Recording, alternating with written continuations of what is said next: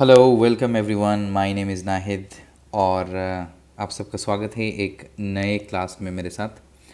आज जो हम लोग सीखने वाले हैं वो H S first year and H S second year Assam board के लिए और सीबीएसई बोर्ड के लिए एक इम्पोर्टेंट लेसन है।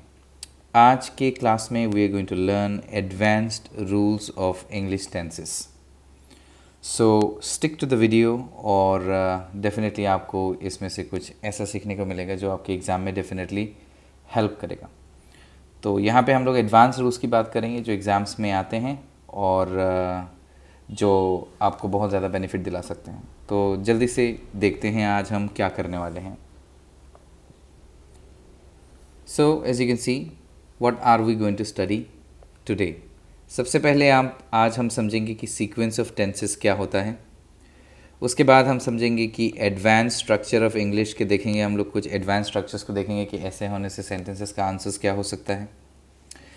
और क्विकली मैं ये भी बताना चाहूँगा कि मेरा जो ऑनलाइन क्रैश कोर्स है उसमें हम लोग क्या कर रहे हैं, उसमें हम लोग प्रीवियस ईयर जितने भी क्वेश्चन हैं इंग्लिश टेंसेस के उसको कर रहे हैं, बेसिक टू एडवांस रूल्स कर रहे हैं। अब तक 2 क्लासेस हो चुके हैं, एच एस सेकेंड ईयर का 2 क्लासेस हो चुके हैं और हमने लास्ट लेसन का भी डेफिनेशन जो है डिस्कशन जो है वो कर लिया है। लाइन बाय लाइन डिस्कशन होता है। प्रीवियस ईयर क्वेश्चंस मैंने अभी प्रोवाइड कर दिया है पीडीएफ के फॉर्मेट पर। इस कोर्स के बारे में थोड़ा बहुत जानकारी अगर आपको चाहिए, ये कोर्स जो है अगर आप एक सब्जेक्ट करना चाहते हैं तो 3 महीने का कोर्स है। 3 महीने का कोर्स है। अगर इसको आप करना चाहते हो तो 500 रुपीज़ होल कोर्स फ़ी है। 2 सब्जेक्ट करना चाहते हो विच इज़ इंग्लिश एंड ऑल्टी, उसके लिए 800 फ़ी है। सितंबर 1 से ये शुरू हुआ है और नवंबर 30 के अंदर ख़त्म हो जाएगा। आपका होल बुक जो है इसमें मैं कवर करने वाला हूँ, ऐसा समझ लीजिए होल सिलेबस आपका कवर हो जाएगा। ठीक है, क्विकली जो है ये तो हो गया। अगर आप इंटरेस्टेड हैं तो आप मुझे डीएम कर सकते हैं मेरे दिए हुए नंबर पर। यहाँ पे अभी मेरा जो नंबर है वो फ्लैश होगा, आप इसी दिए हुए नंबर पर मुझसे कांटेक्ट कर सकते हैं। चलिए, ये जो चीज़ है सीक्वेंस ऑफ टेंसेस क्या होता है और एडवांस इंग्लिश ग्रामर के टेंसेस के क्या स्ट्रक्चर्स होते हैं, कैसे आ सकते हैं, उसको आज की क्लास में देखते हैं। सबसे पहले हमारा सवाल आता है कि सीक्वेंस ऑफ टेंसेस क्या होते हैं। As you can see sequence of tenses जो होते हैं वो टेंसेस के पार्ट होते हैं और H S first and second year में ये बहुत ही ज़्यादा इंपॉर्टेंट एक टॉपिक है and at the same time सारे कॉम्पिटिटिव एग्जाम्स के लिए एक इम्पॉर्टेंट टॉपिक है। सीक्वेंस ऑफ टेंसेस को समझने के लिए सबसे पहले हमको समझना पड़ेगा कि एक क्लॉज क्या होता है। So as you can see clause जो है वो एक ग्रुप ऑफ वर्ड्स हो सकता है या ग्रुप ऑफ जो है सेंटेंसेस हो सकता है जो एक लार्जर सेंटेंस का हिस्सा होते हैं। ठीक है, तो इसका मतलब आप इस वाले सेंटेंस को आप एक क्लॉज कह सकते हो। ठीक है, सो यहाँ पे जैसे लिखा हुआ है शी डिडंट अटेंड द, ये फंक्शन होना चाहिए था, sorry that was a typing mistake, because she was sick. तो एक क्लॉज क्या होता है, it's a larger sentence. Okay, clause के अंदर जो है हमको एक सब्जेक्ट मिल जाता है और उसी के साथ हमको यहाँ पे एक वर्ब भी मिलता है। तो यहाँ पे हम देख सकते हैं कि क्लॉजेस जो हैं वो ब्रॉडली 2 प्रकार के होते हैं। एक तो प्रिंसिपल क्लॉज होता है और दूसरा होता है subordinate clause. Now see, principal clause के अलग नाम भी हैं, इसको हम लोग मेन क्लॉज भी कहते हैं, इसको हम लोग इंडिपेंडेंट क्लॉज भी कहते हैं और सबऑर्डिनेट का दूसरा नाम है डिपेंडेंट क्लॉज। तो ये जानकारी के लिए मैंने लिखा। तो अभी हम ये समझने की कोशिश करेंगे कि क्योंकि सीक्वेंस ऑफ टेंसेस को समझने के लिए इसको समझना बहुत ज़्यादा ज़रूरी है। मेन क्लॉज जो होता है वो सेंटेंस में क्या करता है, फुल मीनिंग को प्रोवाइड करवाता है, मतलब वो इंडिपेंडेंट होता है। और सबऑर्डिनेट जो होता है वो फुल मीनिंग नहीं दे पाता है, इसका मतलब does not give full meaning. ठीक है, वो फुल मीनिंग आपको नहीं देगा। जब भी आप सेंटेंस पढ़ोगे तो आपको समझ में आएगा कि कौन सा वाला फुल मीनिंग दे रहा है और कौन सा वाला फुल मीनिंग नहीं दे रहा है। फॉर एग्जाम्पल, इस नीचे में जो सेंटेंस है, इसी सेंटेंस को हम लोग लेते हैं और इसको हम समझने की कोशिश करते हैं। जैसे she didn't attend the function because she was sick. यहाँ पे 2 हिस्से हैं, एक तो है she did not attend the function, ठीक है, और बिकॉज शी वॉज सिक। अभी आप अगर पहले वाले पोर्शन को पढ़ेंगे she did not attend the function और फिर दूसरे वाले पोर्शन को पढ़ेंगे बिकॉज शी वॉज सिक, तो कौन सा वाला आपको क्लियर मीनिंग दे रहा है? ओबियसली पहला वाला क्लियर मीनिंग दे रहा है, क्योंकि she didn't attend the function जो है वो क्लियर मीनिंग दे रहा है, और बिकॉज शी वॉज सिक ये वाला पढ़ के ऐसा लगता है कि it's a part of another sentence, ऐसा लगता है कुछ अधूरा है। तो यहाँ पे जो है ये हमारा प्रिंसिपल क्लॉज हो गया और ये हमारा सबॉर्डिनेट क्लॉज हो गया। ये बहुत इंपॉर्टेंट है, you have to be able to identify which one is principal clause and which one is your subordinate clause. Likewise अगर हम इस वाले सेंटेंस में देखने की कोशिश करें, नंबर 2 में जो है व्हेन वी सो हिम, ये वाला एक पोर्शन है, ही वॉज प्लेइंग क्रिकेट, तो विच one is giving you complete meaning? He was playing cricket, ये आपको कंप्लीट मीनिंग दे रहा है, तो ये प्रिंसिपल क्लॉज है। व्हेन वी सो हिम, जब हमने उसको देखा था तो वो क्या कर रहा था, दौड़ रहा था, नाच रहा था, कूद रहा था, क्या कर रहा था वो, सो ये does not give your full meaning, तो ये वाला आपका सबॉर्डिनेट क्लॉज होगा। लाइकवाइज अगर हम इसको देखें, ही सेड, यहाँ तक ये फुल मीनिंग देता है, that he could not pass, ये फुल मीनिंग नहीं है, it is a part of another sentence, तो ये वाला हो गया प्रिंसिपल क्लॉज और ये वाला हो गया सबॉर्डिनेट। दैट से हम जितने भी सेंटेंसेस को जोड़ते हैं, ठीक है, दैट किसका काम करता है, that works like a conjunction, तो ये आपको हमेशा समझना पड़ेगा, दैट जो है वो कंजंक्शन की तरह काम करता है जो दो सेंटेंसेस को जोड़ता है। देयरफॉर वो अगर if a sentence begins with a conjunction, that is surely subordinate ही होगा। 4 नंबर में आप देखो यहाँ पे भी 2 हिस्से हैं, इसमें एक्चुअली सबॉर्डिनेट नहीं है, दोनों ही प्रिंसिपल क्लॉज है। अगर हम इसमें 2 क्लॉजेस के बारे में बात करें तो एक क्लॉज ये आता है और एक क्लॉज ये आता है, इसको फ़िलहाल के लिए हम लोग इग्नोर कर सकते हैं। बाकी जो है यहाँ पे 3 एग्जाम्पल को हम बहुत अच्छे से ले सकते हैं। जैसे इसमें कौन सा प्रिंसिपल, कौन सा, मतलब आप you have to just focus on these 2 parts, कौन सा फुल मीनिंग देता है और कौन सा फुल मीनिंग नहीं देता है, ठीक है। अब सीक्वेंस ऑफ टेंसेस क्या बताता है कि अगर मान लो हमारा प्रिंसिपल क्लॉज जो है वो अगर पास्ट टेंस में है, ओके, ये अगर पास्ट टेंस में है तो सबॉर्डिनेट कौन से टेंस में जाएगा? क्या सबॉर्डिनेट पास्ट में जाएगा या सबॉर्डिनेट किसी और टेंस में जाएगा? इसी चीज़ को अभी हम लोग पढ़ने वाले हैं, because that's something comes in the exam. तो इस चीज़ को देख लो, यहाँ पे बहुत ही ज़्यादा इंपॉर्टेंट टॉपिक है। तो हम लोग अभी यहाँ पे कुछ कुल मिलाकर we are going to see 3 rules here, और भी 4-5 रूल्स हैं which are not relevant to your exams, वो मैं क्रैश कोर्स में थोड़ा बहुत करवाता हूँ, बट इसमें इतना ज़्यादा मैं अभी नहीं बता पाऊँगा बिकॉज वीडियो को मुझे 10 मिनट के अंदर ही कंप्राइज करना है। रूल नंबर 1 क्या कहता है, अगर प्रिंसिपल क्लॉज जो है वो पास्ट टेंस में होगा तो सबॉर्डिनेट जो है वो भी पास्ट टेंस में होना चाहिए। इसका मतलब मैं सिंपली यहाँ पे अगर मैं तुम्हारा लिखूँ तो पास्ट इक्वल्स टू पास्ट होना चाहिए, past tense follows past tense. समझ रहे हो क्या बोल रहा हूँ, past tense follows past tense. तो इसका मतलब इसमें देखो क्या है कि माई फादर एश्योर्ड मी, ये वाला एक पोर्शन है, और दैट ये वाला दूसरा पोर्शन है। तो इसका सही करेक्ट टेंस क्या होगा, विल के जगह पास्ट फॉर्म में वुड हो जाएगा। क्यों? क्योंकि ये वाला वर्ब 2 में है, तो डेफिनेटली ये वाला वर्ब 2 में जाएगा। पास्ट फॉलोज पास्ट, ठीक है। सेकेंड वाले में देखो ही फेल्ड, ये वाला क्या है, वर्ब 2 मतलब सिंपल पास्ट टेंस में, तो ये वाला भी पास्ट टेंस में जाना चाहिए। तो ये पास्ट के किसी में भी जा सकता है। इसका मतलब हम लोग यहाँ पे लिख सकते हैं ही डिड नॉट वर्क, लिख सकते हैं, ये एक पॉसिबल आंसर है। या फिर हम लोग लिख सकते हैं he had not worked. In both cases ये दोनों के दोनों सेंटेंसेस जो हैं करेक्ट रहेंगे। तो यही चीज़ को हम समझ रहे हैं कि अगर प्रिंसिपल क्लॉज जो है पास्ट में है तो सबऑर्डिनेट भी पास्ट में जाएगा, ठीक है ना। ये पहला रूल यही कहता है। However when we go to rule number 2 it's different.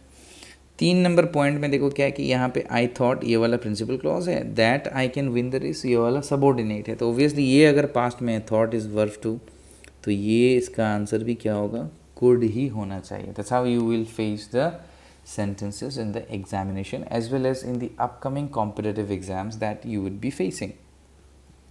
चलो ये समझ में आ गया हमको कि पास्ट जो है वो पास्ट को फॉलो करता है। Let's now look at rule number 2, क्योंकि इसमें हम लोग ऑपोजिट कहेंगे, ठीक है। इसमें हम लोग क्या कह रहे हैं, अगर सबऑर्डिनेट क्लॉज जो है उसमें अगर कोई यूनिवर्सल ट्रूथ होता है, उसमें अगर मैथमेटिकल इक्वेशन होता है, उसमें अगर हिस्टोरिकल फैक्ट होता है, उसमें मॉरल गाइडलाइंस जैसे सच्चाई, हमेशा सच बोलना चाहिए, ऑनेस्टी जो है वो बेस्ट पॉलिसी होता है, या फिर कोई हैबिचुअल एक्शन हो, जैसे मैं रोज़ मंदिर जाता हूँ, वो रोज़ मस्जिद जाता है, क्रिश्चियन लोग हर रविवार को जो हैं चर्च पे जाते हैं, इस तरह के अगर सेंटेंसेस हों तो वो हैबिचुअल एक्शन में आता है कि ये बच्चे हर शाम में इस मैदान पर फुटबॉल खेलते हैं, तो ये उनका जो है हैबिचुअल एक्शन है। तो अगर तुम्हारा सबॉर्डिनेट जो है इन 4-5 में से कोई भी एक एक्सप्रेस करेगा, उस वक्त में क्या होगा, पहले रूल क्या था, पास्ट इक्वल्स टू पास्ट, तो इसमें पास्ट इक्वल्स टू क्या हो जाएगा, प्रेजेंट टेंस हो जाएगा। पास्ट नहीं लेगा, प्रेजेंट लेगा। प्रेजेंट में कौन सा टेंस लेगा, प्रेजेंट में पर्टिकुलरली जो है वो सिंपल प्रेजेंट टेंस को लेगा। इसका मतलब क्या है, यहाँ पे देखो, 1 नंबर सेंटेंस देखने से ही हम समझ जाएंगे। ही सेड जो है ये पास्ट टेंस में है, दैट द अर्थ, यहाँ पे इसका आंसर ये पास्ट टेंस में है ना, ये वर्ब टू में है, लेकिन यहाँ पे अगर हम रिवॉल्व लिख देते हैं तो गलत हो जाएगा, ये वाला आंसर गलत हो जाएगा। वाई, क्योंकि ये एक यूनिवर्सल ट्रूथ है, तो इसका आंसर सिंपल प्रेजेंट टेंस में होना चाहिए। तो अगर इसका आंसर सिंपल प्रेजेंट टेंस में होगा तो क्या होगा, रिवॉल्व्स होगा। ओके, लाइकवाइज अगर हम सेकेंड सेंटेंस को देखें, मेरे मैथ्स टीचर ने कहा था, तो ये वाला भी पास्ट टेंस में है कि 2 और 2, अगर इसमें हम लोग मेड लिख देंगे क्योंकि पहला वाला पास्ट में है तो ये गलत हो जाएगा। तो इसमें सही आंसर क्या होना चाहिए, क्योंकि ये एक मैथमेटिकल इक्वेशन है, सो इसका सही आंसर होगा 2 and 2 makes 4। कॉन्सेप्ट समझने की कोशिश करो।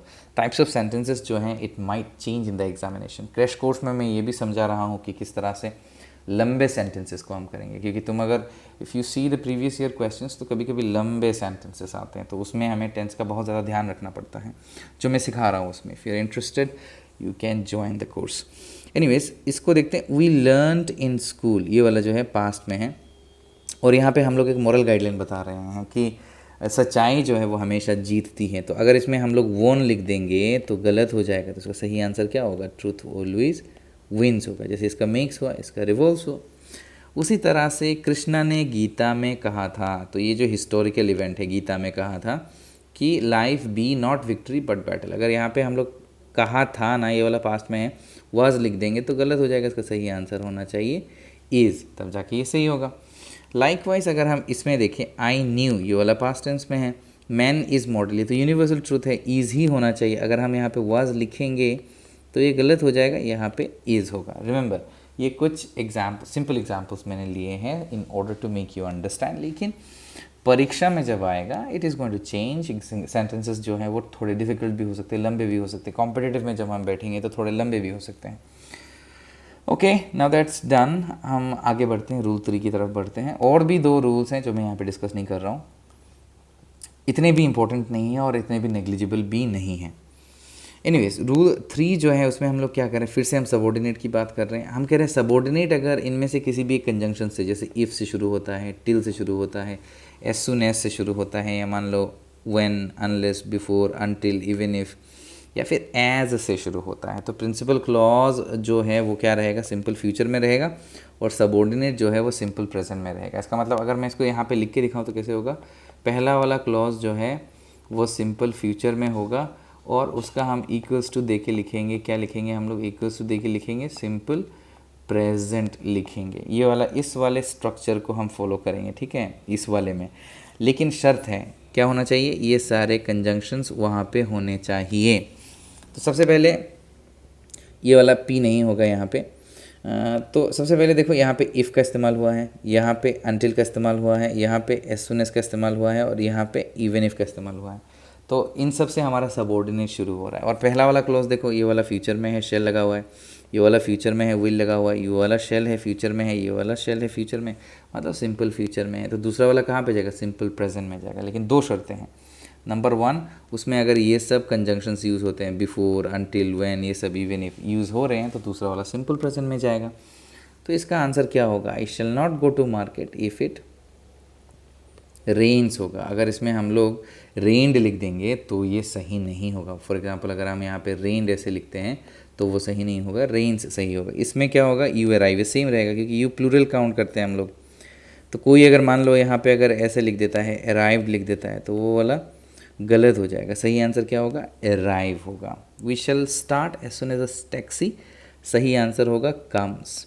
ठीक है, अगर कोई बंदा यहाँ पे लिख देता है केम, तो वो वाला गलत हो जाएगा। और 4 नंबर में हम लोग यहाँ पे I shall help him even if he not ask, simple present tense में होना चाहिए। इसका मतलब डज नॉट आस्क होना चाहिए। अगर कोई यहाँ पे लिख दे, ये सही आंसर है। अगर कोई यहाँ पे लिख देता है डिड नॉट आस्क, फिर उसका काम तमाम हो जाएगा। अगर तुम्हें यहाँ पे इन मतलब मान लो इफ़ यू आर कन्फ्यूज़ कि डज़ कहाँ पे यूज़ करना है, और या फिर इफ़ यू आर कन्फ्यूज़ कि हमको जो है डू कहाँ पर यूज़ करना है, डिड कहाँ पर यूज़ करना है, इन सारी चीज़ों को मैं क्रैश कोर्स पे सिखा रहा हूँ। इफ़ यू आर इंटरेस्टेड तुम मेरे क्रैश कोर्स को ज्वाइन कर सकते हो। सो ये तो थे हमारे सिंपल जो है, मैंने जैसे कहा सीक्वेंस ऑफ टेंसेस थे।